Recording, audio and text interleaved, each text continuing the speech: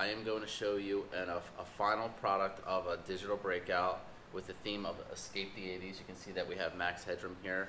Now this is going to go right along with the math theme. Naturally, we're looking at coordinate plane, transformations, and integers. I want to go through each piece of the breakout and show you how it's formatted. Now if you're looking for something on how to create a digital breakout from scratch, I do have a video up on how to create a digital breakout using Google Docs, Google Sites, and Google Forms, so keep a lookout for that in one of my playlists. But today I'm going to share this out for you, so if you're looking something to do with coordinate plane transformations and integers, this is the thing for you.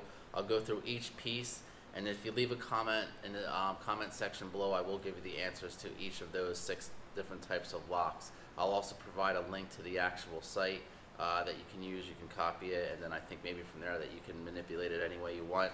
But I hope you like it.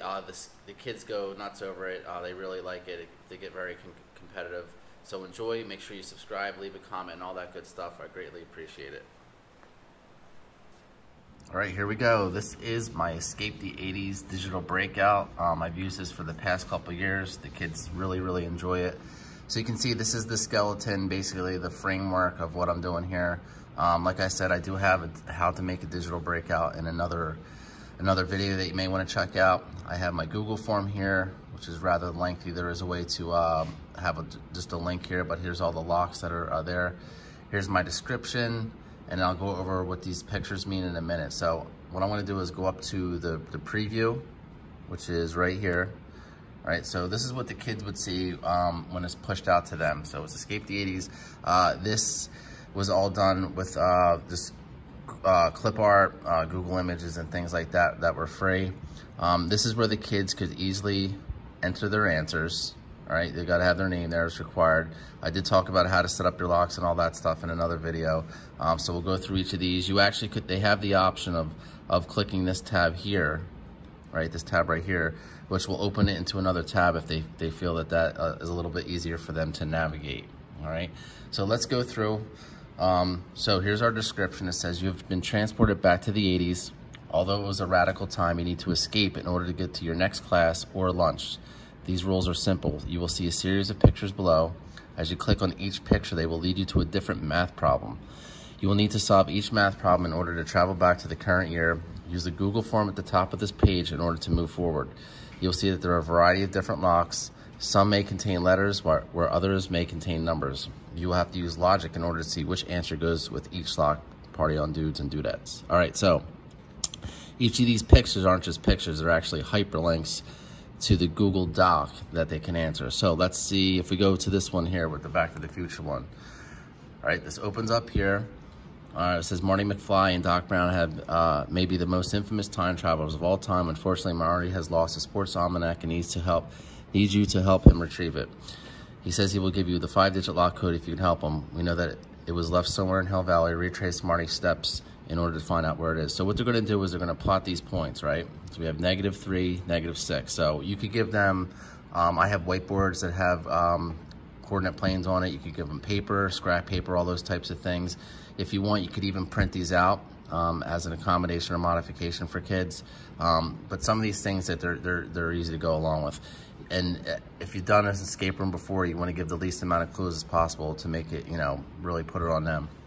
So you're going to go back 3, down 6, and then as they go from one point to the next, they're going to count each of those boxes that I could cover, almost like you're counting Marty's spaces.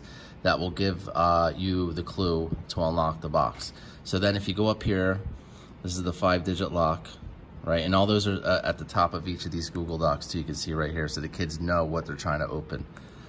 All right, you type that in. Let's see, it's 1, 2, 3, 4, 5.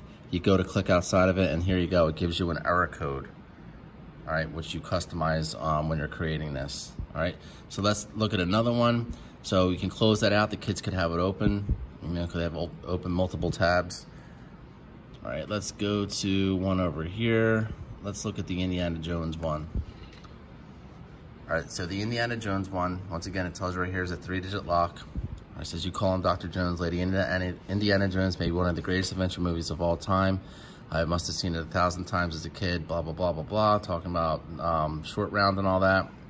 So right here it says, if you look to the left, we see our dilemma. must follow the directions for rotations below in order to escape. So what they're gonna do is, this is your starting point, all right?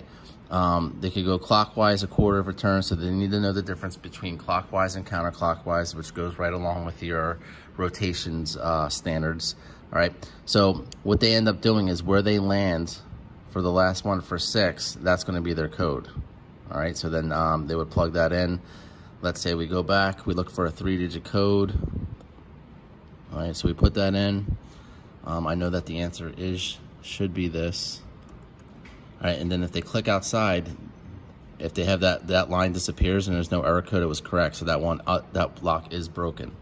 All right, let's take a look at another one that we may have. All right, now this one's fun because there really isn't much math involved, but the kids seem to have some issues with this. It says, the 80s has some radical music, although your parents may argue that some of it was pretty bogus. Hair bands, new age, punk, and some other regrettable music was big at this time. Who knows? Maybe you find yourself listening to some of this music on Pandora or Spotify. So what they're gonna do here is that we have the band. I'm pretty sure the kids wouldn't recognize this as Van Halen, but if you click on this link here, all right, it takes you to Wikipedia. Now, for some reason, some of the kids have no clue. This is a 4-digit lock. So right away, some of these, it jumps right out. This should be the answer right here. 1984, one of Van Halen's best albums, in my opinion. Okay, and then what else do we got? So we can see that we have 6 hyperlinks. You can do as little as or as many as you want, but in my experience with these amount of locks, it does take kids mostly, for the most part, the full class period. We have another one here. All right, so what they're gonna do is plot this out. They should have a geometric shape. The other thing that you'll notice is that when we go into, let's go back to that word lock. What you can do is that a lot of times, and we know how kids are with reading directions, is that if they may be plugging it in right, but they're not following the directions as to how it should be plugged in. For instance here, if we plug this one in and we say it's a triangle, which it's not, notice that it's all capital letters like it asks for. So if I click out of that, boop, it's not right. I do know that the answer is a square after you complete that. So you could look, all right? So you gotta be careful, same thing here. For the left-right lock, it should say LR, capital L, capital R for left or right, all right, instead of writing out the word. Where here, you have to have no spaces, doesn't say anything about capital letters, but it should be, there should be a hyphen in between. All that stuff should be pointed out to the kids, otherwise they're gonna get very frustrated. So it's pretty straightforward. I'm gonna leave a link below for the actual breakout. If you want the answers, if you need this on the fly and you want the answers right away, I can give it to you. Or if you want to have the fun of figuring out it on your own, go right ahead. But leave a comment if you like. Please make sure that you subscribe and you know, share this out. But it is really fun. The kids love it, especially on those days where they need like a break from the routine. All right. And once again, if you want to learn how to do this on your own, I do have a video on how to create a digital breakout.